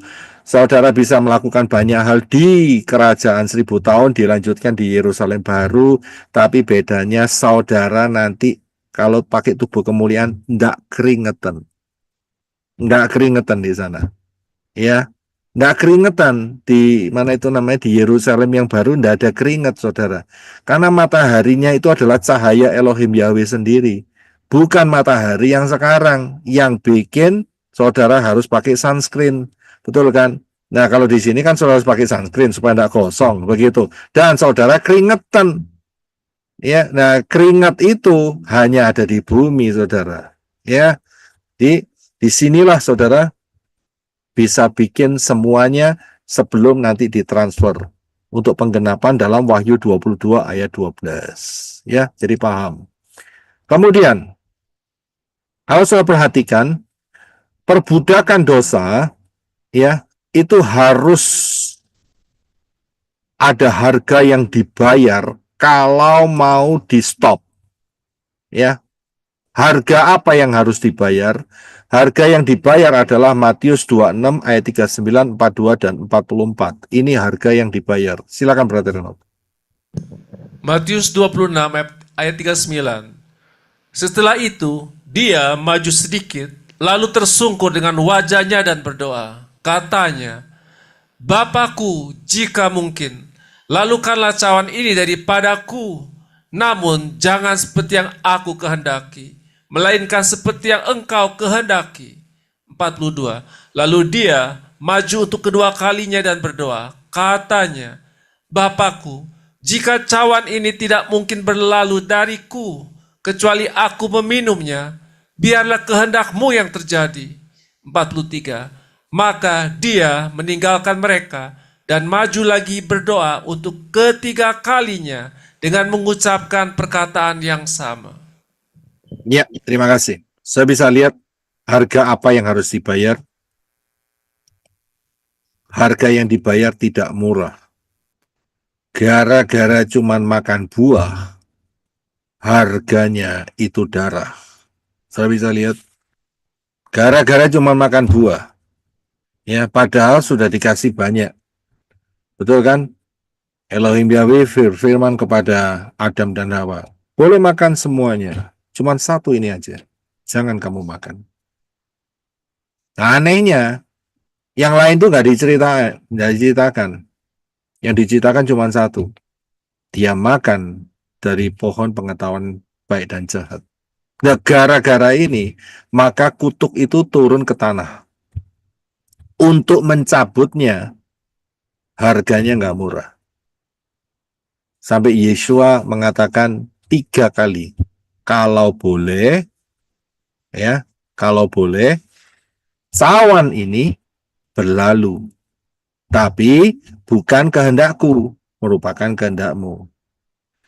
Selama dia doa 3 kali, jawabannya cuma satu. Apa jawabannya? Jawabannya apa? Jawabannya gampang, yaitu minumlah. Dia kan tanya, kalau boleh ini berlalu. Kalau berlalu kan tidak diminum. Cawan ini. Ya, ternyata dari ketiga kalinya, jawabannya cuma satu. Kamu harus minum. Itu cawan. Ya, cawan penghukuman atas dosa saudara dan saya. So bisa lihat. Jadi gara-gara makan buah, bayarnya darah. Ya, bayarnya mahal sekali. Bayarnya darah. Kalau saudara bisa memahami ini, saudara akan bersyukur. Saya sangat bersyukur sekali. Ya, kita tidak bisa balas apa yang dilakukan Yeshua. Tidak bisa. Seberapa saudara punya kekayaan, seberapa saudara punya kemampuan, seberapa saudara punya apa saja, tak terbayarkan. Ya, tersedia, ya tersedia. Sampai hari ini darahnya tetap hidup. Kromosomnya 24. Sudah terbukti. Ya, tetapi ingat ya, bahwa itu bukan darah yang murah. Itu darah yang mahal. Ya, yang sangat mahal sekali. Jadi darah itu kalau sudah perhatikan, yang pertama, saat Yeshua membayarnya, darahnya itu menyentuh kayu. Iya kan? Kan tidak ujuk-ujuk langsung menyentuh tanah kan tidak. Yang pertama darahnya menyentuh kayu. Kita lihat di dalam Markus 8 ayat 22 sampai 24. Tolong Brother Renok bisa dibuka ya. Saya tidak menampilkan ayat di sini. Terima kasih.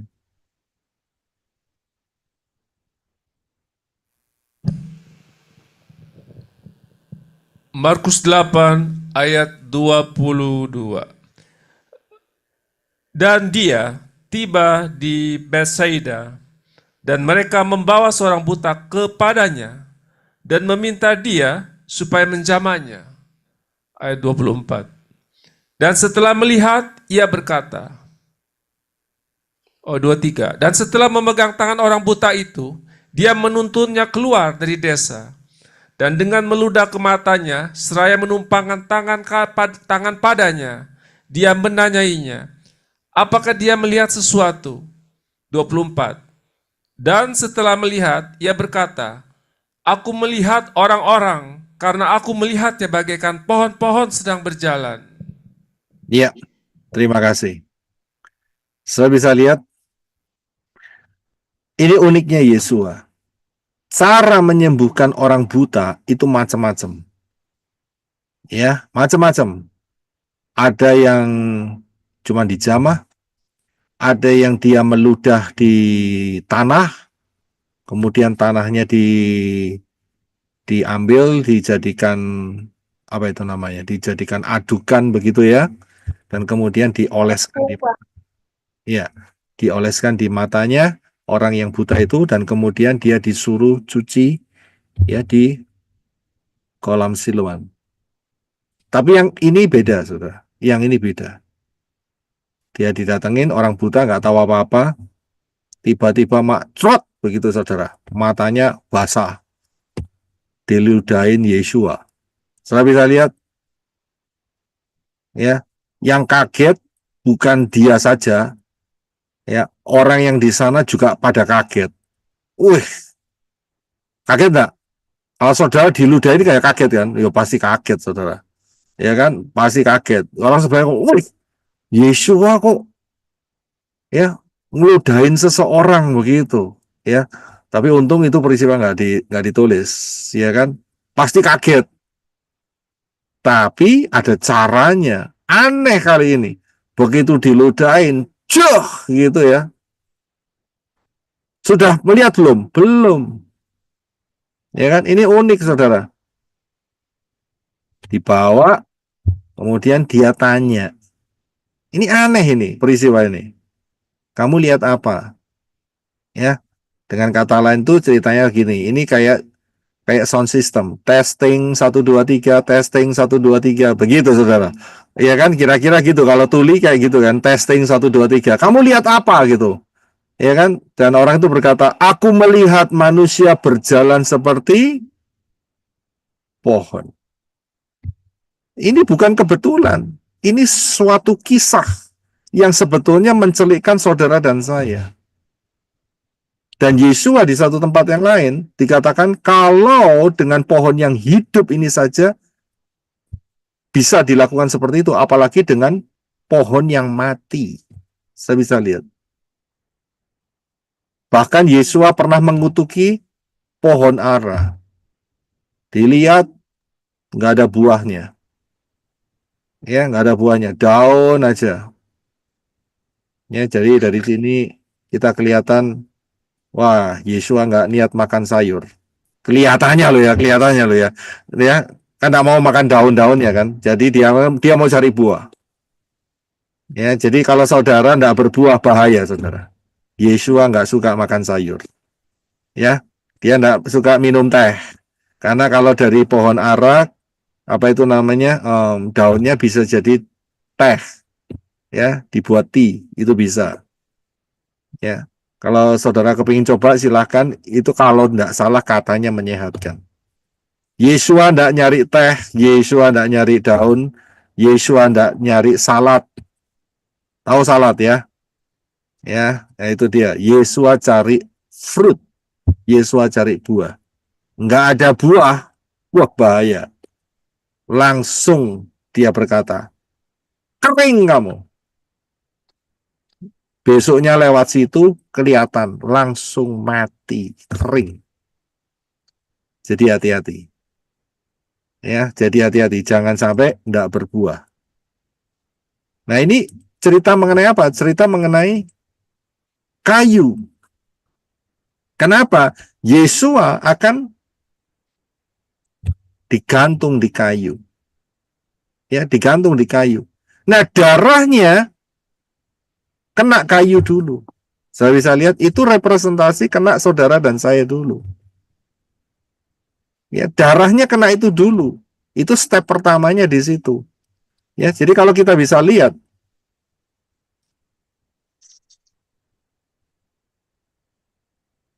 kutuk hari ke-6 harus dipatahkan, harus dicabut.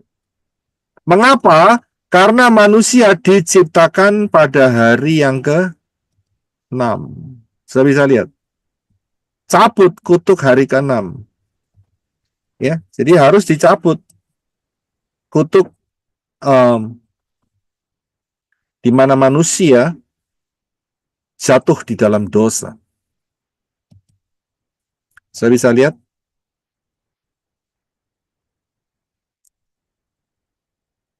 bukan satu kebetulan kalau pada hari yang ke-6 ada yang teriak-teriak. Ya kan? Di ujung jalan, ya di belakang rumah, di depan, itu pada teriak-teriak semua. Buat mereka, ya mereka mempromosikan. Tapi sebetulnya kita sudah tahu dari pemahaman ini, itu adalah kutuk. Ya, itu adalah kutuk yang mereka lontarkan. Dan itu mengiang-ngiang terus. Bahkan diulangin lagi setiap harinya. Nggak tahu jam-jam berapa, saya nggak ngerti. Ya, khususnya hari hari ke-6, hari Jumat. Itu kutuk. Jadi buat saudara dan saya, jangan mau kena kutuk. Kutuk hari ke-6 cabut. Ya, kutuk hari ke-6 dicabut. Itu kutuk malapetaka, kutuk apa saja yang mengenai manusia diambil, ya dicabut. Itu yang pertama. Yang kedua, darah itu mengalir terus sampai ke tanah.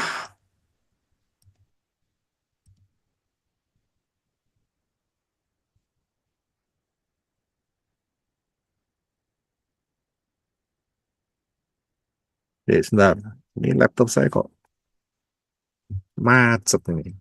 Oh, banyakan sih.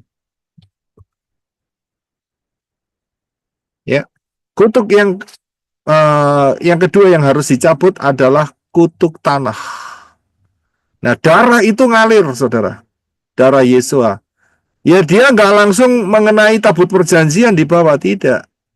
Tetapi dia menyentuh tanah. Jadi kutuk tanah harus dicabut.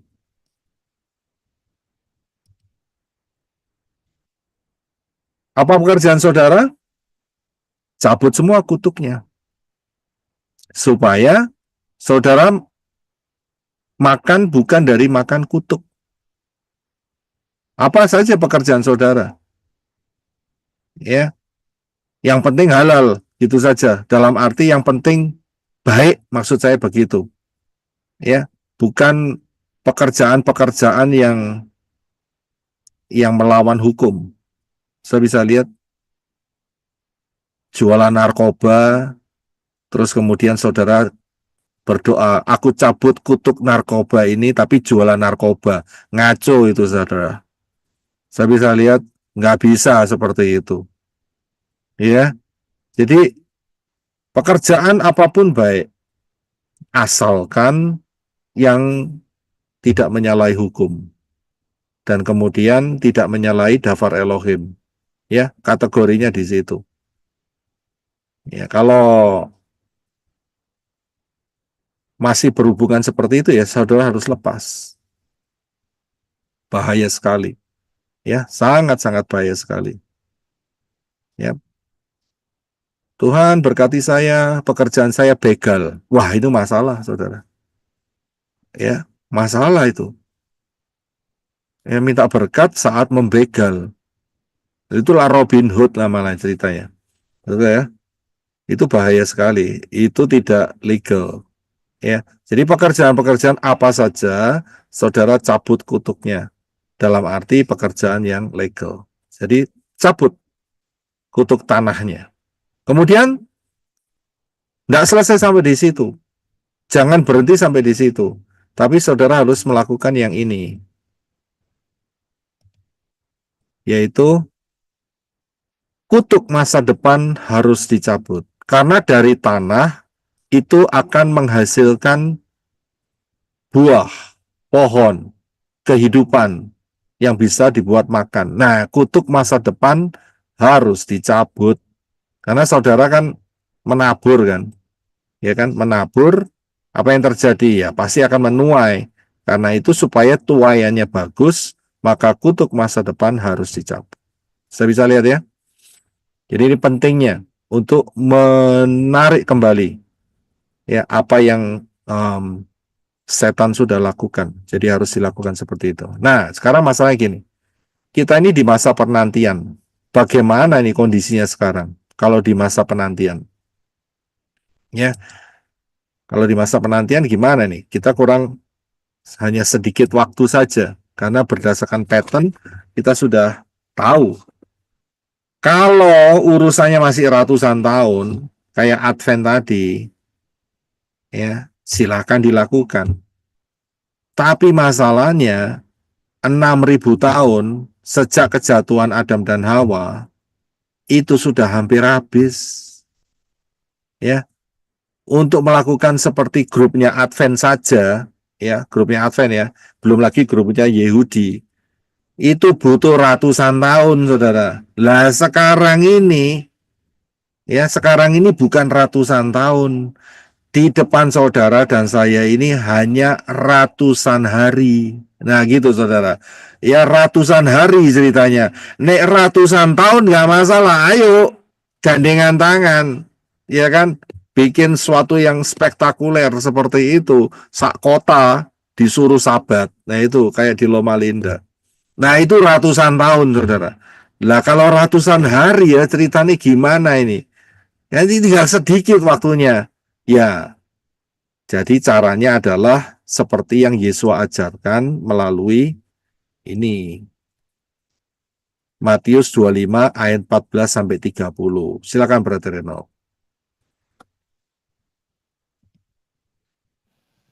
Matius 25 ayat 14. Sebab kerajaan Syamaim itu sama seperti seseorang yang bepergian jauh. Ia memanggil hamba-hambanya dan menyerahkan kepada mereka apa yang menjadi miliknya. 15.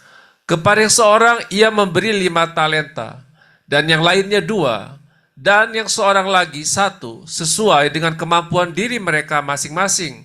Lalu ia pun berangkat. 16. Maka yang menerima 5 talenta itu pergi dan bekerja dengan talenta itu dan menghasilkan 5 talenta lain.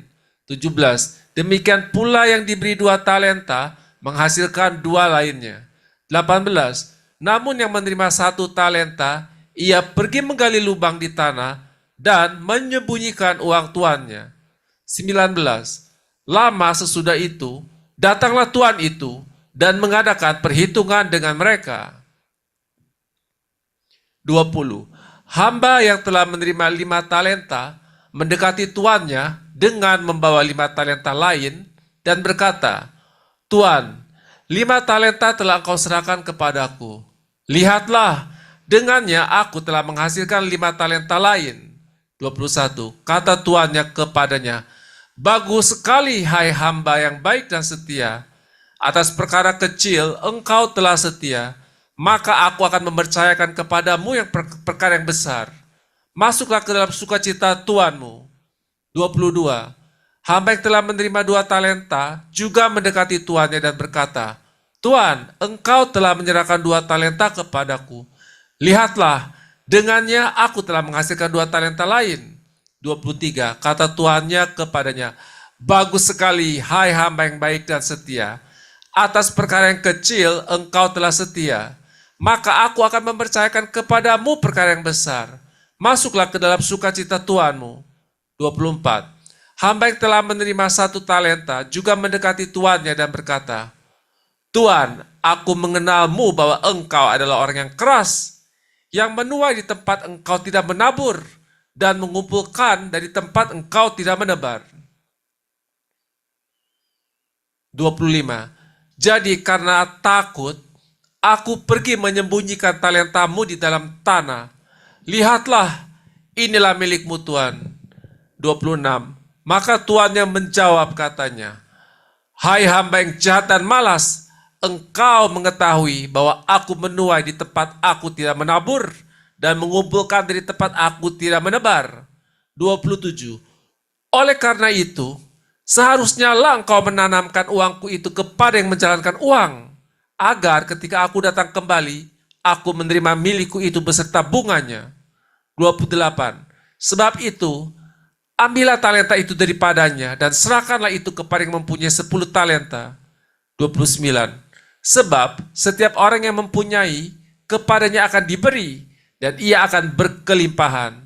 Tetapi orang yang tidak mempunyai, maka apapun yang dimilikinya, hal itu akan diambil daripadanya. 30. Dan campakkanlah hamba yang tidak berguna itu ke dalam kegelapan yang di luar. Di sana akan ada tangisan dan kertakan gigi. Iya, terima kasih. Saya perhatikan, ini level hamba yang dipercaya sama Tuhan. Yesus mengatakan dalam perumpamaan. Jadi saudara dan saya harus merenungkan apa ini maksudnya. Sehingga saudara dapat memahami isi hati daripada prinsip kerajaan Shamayim. Yaitu saudara dan saya kan sebagai murid. Jadi pasti Yesus akan bicara. Saya bisa lihat ini hamba. Waktunya sudah tinggal sedikit.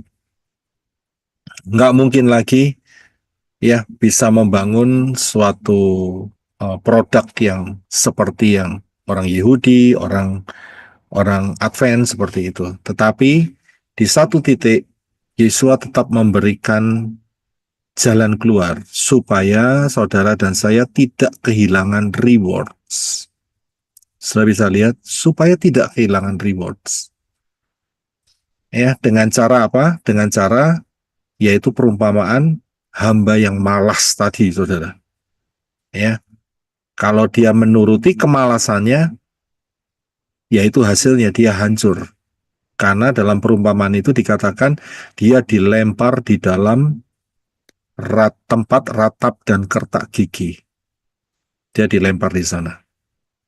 Nah, di situ ada kunci. Bagaimana caranya supaya si tuan ini bisa menerima apa yang dipercayakan sama hamba yang dimana Tuhan itu melihat dia punya kemampuan tidak 5 talenta, tidak 3 talenta atau 2 atau 4, tapi hanya 1 talenta saja.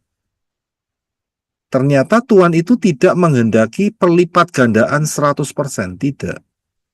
Ya, Tuhan itu hanya melihat kalau kamu bisa ya mendapatkan bunganya saja lolos. Saya bisa lihat itu saja. Ya, kalau bisa. Tapi ingat, berarti kalau yang 5 jadi 10, dia dipercaya apa? Dipercaya apa dia? Cara yang lebih besar. Dipercaya apa tadi? Perkara yang besar ya. Tapi di tempat lain itu dikasih 10 kota. 10 kota. 10 kota, saudara. Di perumpamaan yang lain dikatakan yang 5 jadi 10, dia dipercaya 10 kota. Kemudian yang berikutnya berapa itu? 2 jadi 4 kalau tidak salah. Berapa? 5 kota. Dapat 5 Oh, kota. jadi 4. 2 jadi 4 ya. Dapat 5 ya. Nah, saya nggak buka yang itu. Saya bisa lihat. Ya. Sedangkan yang menyimpan di tanah seharusnya dia harus dapat 2 kota. Paling tidak, saudara. Paling tidak. Saya bisa lihat. Tapi gara-gara dia tanam di tanah, nggak hasil apa-apa. Nggak hasil apa-apa, dia dimasukkan tempat kertak gigi dan ratap tangis. Saudara mesti ngerti ya, kertak gigi dan ratap tangis. Ya, di mana itu tempatnya? Ya, bisa lihat. Ya, itu tempat hukuman. Ya, di saudara jangan bersyukur, wah Pak saya ompong. Ya, jadi saya tidak mungkin gigi saya berkertak-kertak, tidak mungkin karena saya ompong. Nggak usah khawatir. Ya, di dalam tubuh kebangkitan nanti disediai gigi. Ya, disediai gigi. Nah, tapi tubuh kebangkitannya ini bukan tubuh kemuliaan, tapi tubuh yang rusak. Tapi ada gigi. Bayangin, saudara. Ya. Jadi, Tuhan itu sebenarnya mau bilang, kalau kamu bisa membungakan saja, kamu nanti hanya dapat ya bukan 1 kota, tapi 1 RT atau RW itu sudah cukup, begitu loh. Sudah lolos.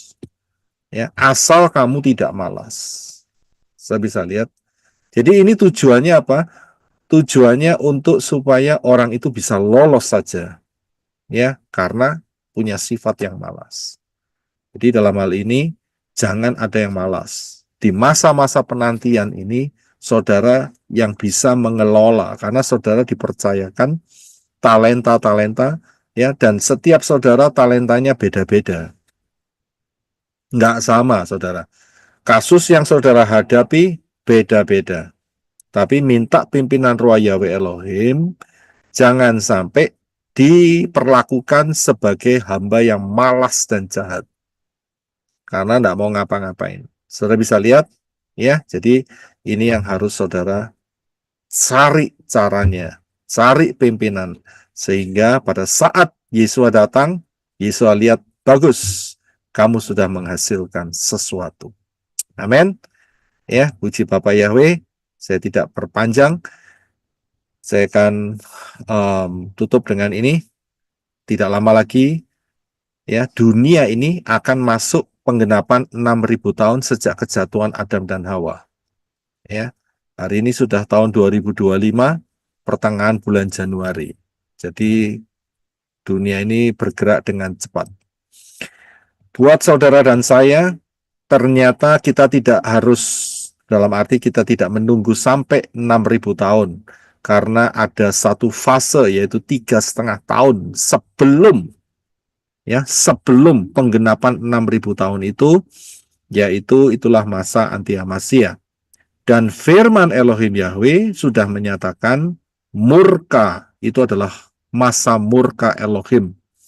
Saudara dan saya yang ada darah Yesua HaMasyiah tidak kena murka selama tetap saudara ada dalam Yesua, Yesua dalam hidup saudara, dan terus ya hidup untuk menyenangkan Elohim Yahweh, maka janjinya adalah harpazo, ya. Jadinya janjinya adalah harpazo. Karena itu siapa yang belum masuk, segera masuk dalam pintu keselamatan, yaitu Yesua HaMasyiah. Barang siapa berseru dalam nama Yahweh akan diselamatkan. Segera ambil baptisan, jangan tunggu lama-lama, ya. Segera ambil baptisan di dalam nama Yahweh, dalam nama Yesua HaMasyiah, dan di dalam ruah Yahweh Elohim. Kemudian belajarlah firman Elohim, yaitu Tanakh dan Brit Hadasah.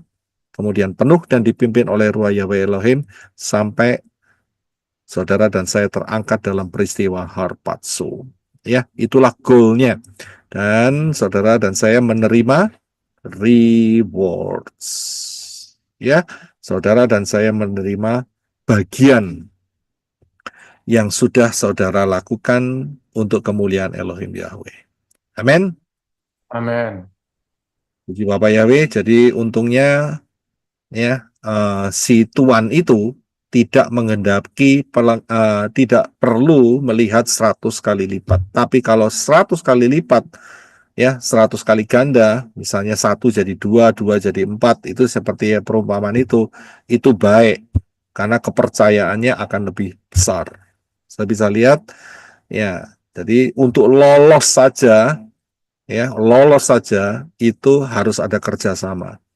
Dikatakan kan tadi, kenapa kamu kok tidak mau ya menitipkan yang di 10 itu? Kan dia pinter banget itu caranya, ya toh. Dia dapat pemutaran talentanya luar biasa, dan aku datang, aku terima bunganya.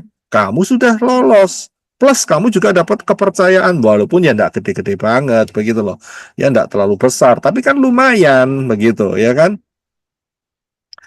Ya, sehingga apa yang terjadi? Hamba yang malas didiskualifikasi. Ya, didiskualifikasi. Jadi hati-hati dalam masa penantian ini, minta pimpinan Ruah Yahweh Elohim. Ya. Haleluya, Bapak yang memberkati. Nanti kita akan sambung di dalam Fatsal yang sama. Saudara baca lagi Fatsal 5 dan 6, tapi dari sudut pandang yang berbeda. Ya, dari sudut pandang yang berbeda. Oke, puji Bapak Yahweh. Kita satukan hati di dalam doa dan kita akan akhiri. Besok kita akan bertemu kembali. Terima kasih Abah Yahweh, di dalam Yesua HaMasyiah kami mengucap syukur. Caramu luar biasa untuk menuntun manusia-manusia Elohim zaman akhir ini, terutama calon-calon mempelai Yesua HaMasyiah, supaya boleh tetap fokus kepada Bapa Yahweh dalam Yesua HaMasyiah di dalam kekekalan, dengan menggali semua resources yang Elohim Yahweh telah percayakan dalam kehidupan kami, untuk boleh berbuah, untuk boleh menghasilkan rewards yang luar biasa, yang kekal untuk selama-lamanya. Ruah Yahweh Elohim bergeraklah mulai sekarang untuk menuntun setiap pribadi demi pribadi di dalam masa penantian yang sudah tidak lama lagi ini. Dan biar masa penantian ini menjadi satu hal yang sangat luar biasa, titik yang luar biasa, di mana fruits, buah-buah untuk kemuliaan Elohim Yahweh boleh dihasilkan dengan luar biasa. Terima kasih Abah Yahweh atas anugerah-Mu yang luar biasa. Saya berdoa untuk setiap teman-teman yang telah mendengar kebenaran firman-Mu ini, dimanapun mereka berada, mereka boleh dijamah oleh Ruah Yahweh Elohim, dan mereka boleh ditarik hatinya dan hidupnya untuk sujud kepada Bapa Yahweh dalam Yesus Hamasiah dan masuk dalam rencana-Mu yang sempurna, rencana keselamatan-Mu yang sempurna. Terima kasih Abah Yahweh, terima kasih. Memberkati untuk setiap calon mempelai Yesus Hamasiah yang telah memberikan penaburannya di ministry ini. Bapa Yahweh, Engkau memberkati supaya benih-benih ini menjadi benih-benih yang unggul, yang diberkati, yang bermultiplikasi di dalam nama Yesus Hamasiah, dan menjadi pengembalian rewards untuk semua calon mempelai Yesus Hamasiah. 5 gadis yang bijaksana, mereka mendapatkan rewards-nya masing-masing. Terima kasih atas penaburan mereka di dalam ministry ini. Terima kasih Abah Yahweh atas anugerah-Mu yang besar. Di dalam nama Yesus Hamasiah, kita akan angkat tangan kita bersama-sama. Bapa Yahweh memberkati engkau dan melindungi engkau. Bapa Yahweh menyinari engkau dengan wajah-Nya dan memberi engkau kasih karunia. Bapa Yahweh menghadapkan wajah-Nya kepadamu dan memberi engkau damai sejahtera. Berkat-berkat ini dicurahkan di dalam nama Yahweh, di dalam nama Yesus Hamasiah, dan di dalam Ruah Yahweh Elohim, mulai hari ini sampai saudara dan saya terangkat dalam peristiwa Harpaso, mengenakan tubuh kemuliaan seperti Yesus Hamasiah, berjumpa dengan Yesus Hamasiah, menjadi mempelai Yesus Hamasiah, dan tinggal bersama Yesus Hamasiah, menerima rewards yang Yesus bawa untuk saudara dan saya, memerintah dalam kerajaan 1000 tahun bersama-sama dengan Yesus Hamasiah, dan diteruskan kekal sampai selama-lamanya di dalam Yerusalem yang baru. Kekal untuk selama-lamanya. Di dalam nama Yahweh, dalam nama Yesus Hamasiah, dan di dalam Ruah Yahweh Elohim, berkat itu diberikan. Yang percaya katakan, Amen. Haleluya. Bapak Yahweh memberkati saudara sekalian.